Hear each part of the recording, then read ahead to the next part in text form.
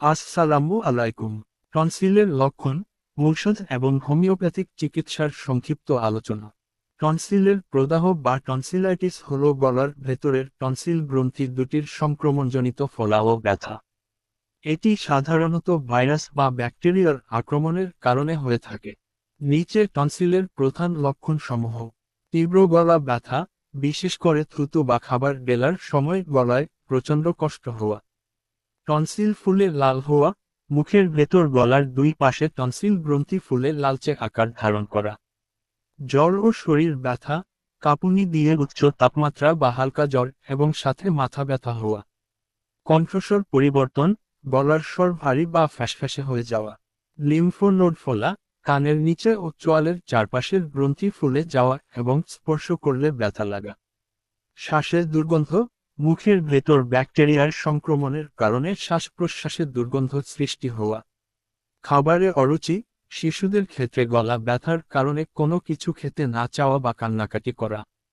হোমিওপ্যাথিতে রোগীর শারীরিক ও মানসিক লক্ষণের উপর ভিত্তি করে স্বতন্ত্র ওষুধ নির্বাচন করা হয়। এর মাধ্যমে টনসিল কাটার সার্জারি ছাড়াই রোগটি স্থায়ীভাবে নিরাময় ও শরীরের রোগ প্রতিরোধ ক্ষমতা বাড়ানো সম্ভব। বেলাডোনা, টনসিলের প্রাথমিক বা তীব্র অবস্থায় এটি সবচেয়ে বেশি কার্যকর। যখন গলা অত্যন্ত লাল ও চকচকে দেখায়, তরল গিলতে বেশি কষ্ট হয় এবং সাথে প্রচণ্ড জ্বর থাকে, তখন এটি দেওয়া হয়।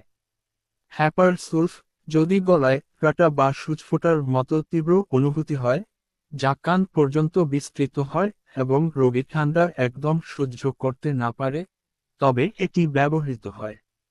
এটি টনসিলের পুঁজ শুকিয়ে তুলতেও সাহায্য করে। বারিথা কার্বি, যে সমস্ত শিশুদের সামান্য ঠান্ডা লাগলেই বারবার টনসিল ফুলে যায় এবং দীর্ঘস্থায়ী সমস্যায় রূপ নেয়, তাদের জন্য এটি অত্যন্ত কার্যকরী। মিরক্রিয়াস সোলাবিলিস, মুখে অতিরিক্ত লালা জমা হওয়া, তীব্র দুর্গন্ধ থাকা এবং রাতে গলার ব্যথা বৃদ্ধি পাওয়ার লক্ষণ থাকলে এটি নির্দেশিত হয়।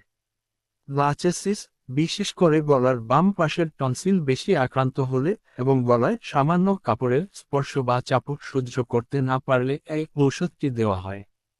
বিশেষ সতর্কবার্তা: টনসিল চিকিৎসার জন্য নিজে নিজে ঔষধ গ্রহণ করবেন না। যে কোনো চিকিৎসা শুরু করার পূর্বে অবশ্যই একজন রেজিস্টার্ড হোমিওপ্যাথিক চিকিৎসকের পরামর্শ নিন। চিকিৎসা নিতে এবং বিস্তারিত জানতে স্ক্রিনে দেওয়া মোবাইল অথবা হোয়াটসঅ্যাপ নম্বরে যোগাযোগ করুন এবং নিয়মিত জটিল রোগের ভিডিও পেতে সাবস্ক্রাইবও করে রাখবেন। আসসালামু আলাইকুম।